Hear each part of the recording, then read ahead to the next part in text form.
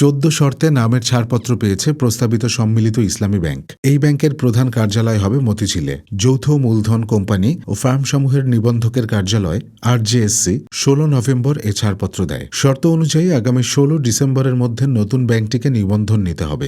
এরই মধ্যে নতুন ব্যাংকের প্রধান শাখার জন্য রাজধানীর মতিঝিলের সেনা কল্যাণ ভবনের 17 তলায় স্পেস ভাড়া নেওয়া হয়েছে। এদিকে প্রস্তাবিত সম্মিলিত ইসলামী ব্যাংকের 7 সদস্যের পরিচালনা পর্ষদের চেয়ারম্যান হচ্ছেন না অর্থ মন্ত্রণালয়ের আর্থিক প্রতিষ্ঠান বিভাগের সচিব নাজমা মোবারেক। পরিচালনা পর্ষদেও থাকছেন না তিনি। পর্ষদে থাকছেন না অর্থ সচিব মোহাম্মদ খায়রুজ্জামান মজুমদারও। নতুন ব্যাংকটির চেয়ারম্যান করা হবে সরকারের বাইরে থেকে, যিনি হবেন একজন স্বতন্ত্র পরিচালক। 2 সচিবের বদলে থাকবেন 2 জন স্বতন্ত্র পরিচালক।